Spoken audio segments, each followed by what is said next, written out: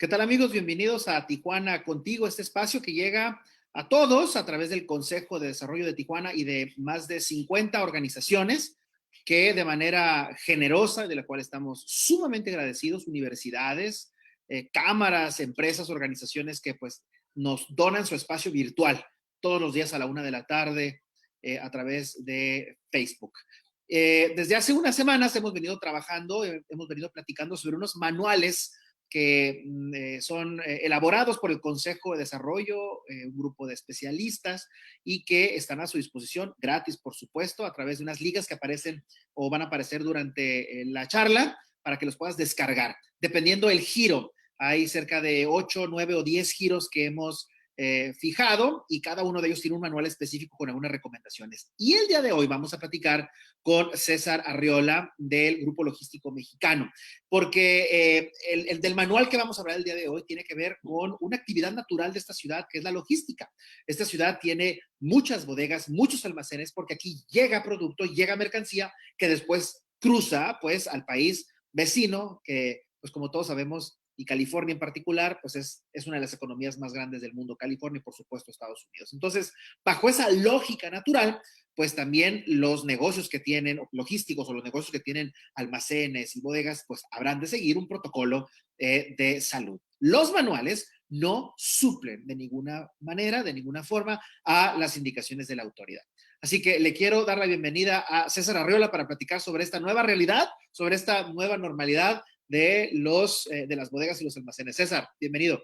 Gracias, Ariosto. Pues un gusto saludarlos y pues aquí estamos a la orden. Vamos a las preguntas directas. Y la pregunta, César, me decías antes de empezar que traían mucho trabajo y la pregunta es la siguiente: ¿Cómo vino a afectarle al mundo de la logística, del almacén, de las bodegas? ¿Cómo vino a afectar todo esto de COVID? Bueno, realmente la afectación fue bastante y yo creo que no ha terminado de afectar. Estamos en una incógnita aún con todo lo que hemos vivido, pero se vino a afectar todo, empezando por las cadenas de suministro, ¿no? En cuanto hay restricción de movimiento de los trabajadores por la pandemia, paros totales de algunas fábricas en su momento, no solo aquí, sino a nivel mundial, porque esto hay que verlo a nivel globalizado, cierres de fronteras, etcétera, pues eso repercutió en toda la cadena de suministro, eh, con aumentos de tiempos de tránsito, por falta de equipo, por lo mismo, aumento de tarifas, etcétera, ¿no? Entonces, toda la cadena en sí se vio afectada, al grado que, pues, muchas empresas tenían que cerrar porque el producto no llegaba de origen, y tenías que esperar 2, 3 semanas adicionales o inclusive más, ¿no? Una locura lo que hemos vivido ya hoy en día, pues tenemos que ser muy rápidos en esta industria, ¿no? La logística así es, te tienes que actualizar rápidamente para poder salir adelante. Ahora, hay tipos de productos los cuales se vieron, por así decirlo, beneficiados con esta crisis, y otro tipo de productos, los no esenciales, por así llamarlos, pues obviamente que la demanda cayó. Entonces, también eso varía mucho en los almacenes, qué tipo de productos manejas, si te viste perjudicado o al revés, se te vino una sobrecarga de trabajo, ¿no? O una combinación de ambos. Una cosa curiosa que a mí sí me llama la atención con esto es el auge del e-commerce. ¿Qué pasa con esta situación? Según estadísticas que yo he estado leyendo, el e-commerce se disparó en más de un 50-55% a raíz del COVID. Entonces, y eso es una bestialidad, ¿no? Y eso ha generado muchísimos retrasos que mucha gente lo ha vivido. Yo lo he visto inclusive aquí en México con empresas como Amazon, que, los tiempos de entrega están fallando bastante, inclusive en Estados Unidos también, y es debido a esto, un incremento del 55% de la noche a la mañana, pues es una locura, ¿no? Entonces yo creo que todos estos cambios que estamos viviendo y no acabamos de vivirlos, pues nos afectan a todos, ¿no? Pero pues es un reto interesante para todas las empresas que estamos en esto y nos encanta la logística, ¿no? Sin duda la logística es uno de esos servicios o es uno de esos componentes de todo el proceso, pues, de la compra o venta de un producto que no lo vemos, ¿no? O sea, nosotros simplemente hacemos clic y queremos nuestra cajita de Amazon ahí puesta en casa, pero lo que hay detrás, es justamente lo que hacen ustedes, ¿no? Hasta la fruta y la verdura también, que me comentabas también que se disparó, ¿no? México, Claro, México es tierra fértil, literal, y es proveedor de insumos, de productos naturales al mundo, en particular a Estados Unidos, y quiero suponer que ahí, no, o sea, tus números han de estar en comparación de, por ejemplo, televisores o carros, ¿no? Por ejemplo. correcto, correcto. Sí, tienes toda la razón, o sea, dependiendo del tipo de producto. Pero yo creo que aquí algo muy interesante, las empresas, las grandes empresas, se dieron cuenta de que en la cadena de suministro, pues normalmente tú tienes tu proveedor, no ves, hay proveedores invisibles, por así decirlo. Y yo creo que a raíz de esto pues, es la importancia de darse cuenta que pues no hay proveedores invisibles. Tienes que conocer a detalle toda tu cadena de suministro. O sea, si yo contrato a la empresa B, quizás esa empresa B tiene a 5 otras empresas que antes a mí, o sea, ni me enteraba, ¿no? Yo creo que hoy en día, pues a raíz de esto, tienes que analizar toda tu cadena de suministro a detalle y sobre todo no tener todos los huevos en una canasta, ¿no? Y en una región específica. Esto vino a desnudar todos los procesos. Correcto, correcto. En su justa dimensión al mercado. Uh -huh. Siempre habrá, obviamente, algunos abusos, pero en términos generales, todo, desde la inmobiliaria hasta la publicitaria, la logística, todos los puso en su lugar, ¿no? Hay unos que se aferran todavía, pero bueno, ya les llegará el mercado. Mira, déjame una segunda pregunta, Sí. directamente a los manuales de reapertura. Ustedes tuvieron que cambiar también de la noche a la mañana, empezaron a salir políticas públicas, obviamente de protección y de sanidad, que tuvieron que aprender, pero en particular estos manuales, algo que hayas identificado interesante, porque te está escuchando mucha gente que tiene bodegas, tiene almacenes, que almacena producto, no nada más en la parte logística, sino en términos generales. Bueno, ¿qué identificaste tú ahí de manera muy interesante que les pueda servir a ellos?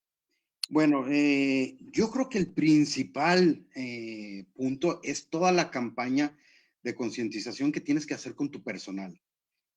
Porque queramos o no, todavía hay y habrá y seguirá habiendo, y no solo en México, a nivel mundial, hay gente que sigue creyendo que esto es un mito, que no existe, que si eres joven no te va a pasar. Entonces, hay mucho escepticismo sobre este tema, ¿no? Entonces, yo creo que concientizar a la gente de la gravedad del asunto, pero sobre todo de cómo llevarlo a cabo.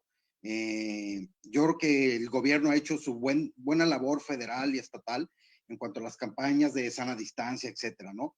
Pero como empresas somos corresponsables con el mismo gobierno en llevar a cabo esas, ¿cómo diría yo?, prácticas y estar con la gente constantemente avisándoles, diciéndoles, dándoles cursos inclusive de la importancia de esto. Entonces, eso me gustó mucho del manual.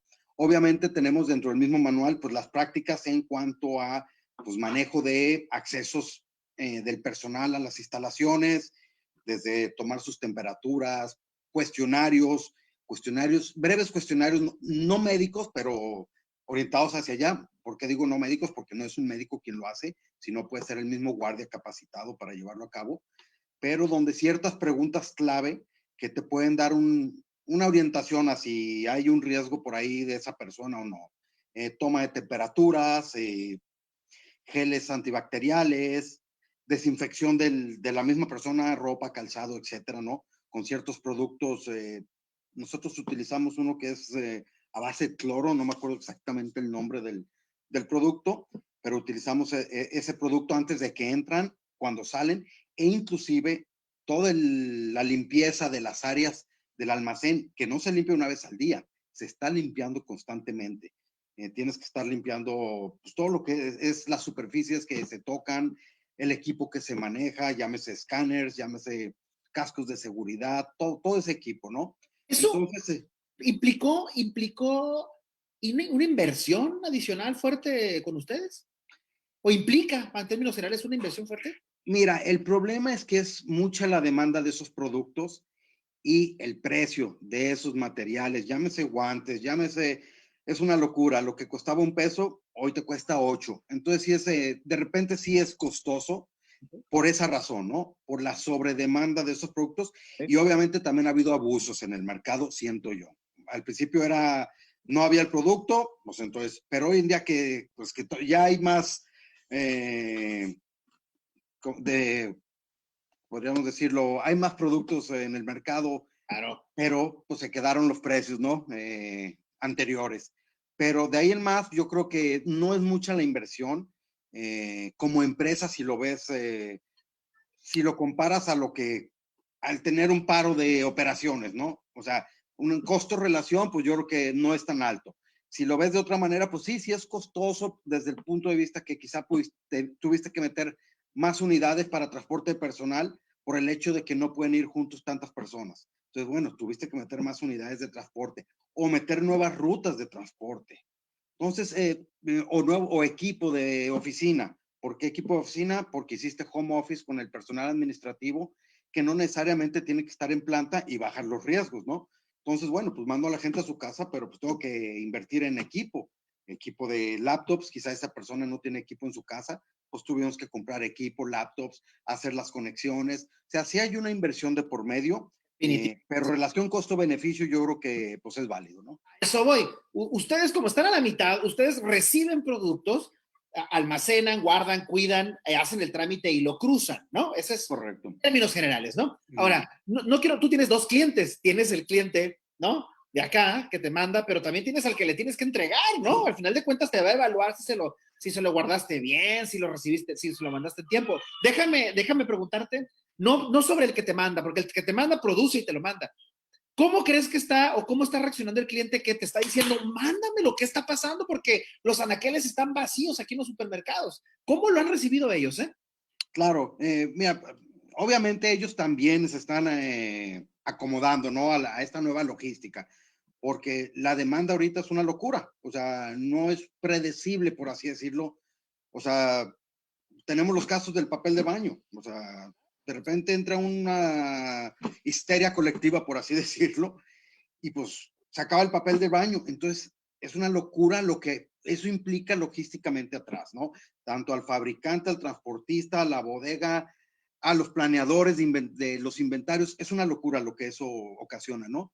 Entonces, pues yo creo que estamos todavía moviéndonos ahí con estos cambios de demanda repentinos, sí, pero yo creo que los clientes han sido, pues lo han entendido bastante bien, ¿no? Porque a fin de cuentas todos estamos metidos en este problema, lo han entendido, están dispuestos a ayudarnos de la mejor manera, se tienen reuniones constantemente y reuniones muy proactivas de, bueno, a ver qué idea se te ocurre a ti, o sea, porque pues no son, nadie sabe realmente qué va a pasar, qué demanda, cómo va a cambiar mañana o en una semana, porque hubo una noticia en Estados Unidos que cambió todo de repente, ¿no? O en China o en donde sea, ¿no? Entonces yo creo que ha sido, pues esto va a cambiar la forma de hacer negocios, la forma de cliente-proveedor yo creo que va a ser para bien, va a ser más unida esa relación hoy en día, va a haber más intercambio de puntos de vista para mejorar a final de cuentas, para que sea un win-win, ¿no? Para el cliente final, para el usuario final y obviamente para las empresas. Híjole, a los que tenemos la oportunidad de cruzar de manera frecuente la frontera, aún durante la cuarentena, para temas obviamente que prioritarios, fue, y hasta la fecha es impactante ver los anaqueles vacíos, sobre todo aquellas áreas en donde no son sumamente esenciales, o sea, ir a comprar un mueble, algo que crees que te faltaba en tu casa, vacío, inclusive electrodomésticos, vacío, el área de televisiones y electrónicos, vacío, de computadoras, vacío.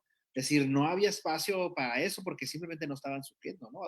Llegó momentos hasta llantas, no había llantas para los carros. Si te escuchaba una llanta, había que buscarle al otro lado, ya no estaba en el típico lugar. Entonces, híjole, qué interesante mundo está viviendo y ustedes en particular, pues lo están viendo con la lupa de los dos lados, ¿no? Así que, César, yo te agradezco muchísimo, muchísimo que nos compartas esto. Creo que sin duda orienta a tu sector y le da ánimos de que, a ver, no es imposible, vamos a tener que sumarnos en esto y el cliente está agarrando la onda, ¿no? Claro, a final de cuentas así será. Muchísimas gracias a ustedes. Gracias a César Arriola de Grupo Logístico Mexicano y a todos ustedes que nos acompañan. Gracias al Consejo de Desarrollo Económico y a todos aquellos a través de cámaras, empresas, universidades, de las páginas donde nos estás viendo en este momento. Muchísimas gracias por darnos estos espacios y nos vemos, como siempre, todos los días de 1 a 1:00 de la tarde con algún tema súper, súper interesante para rescatar y despertar el espíritu emprendedor y el ecosistema emprendedor de esta ciudad.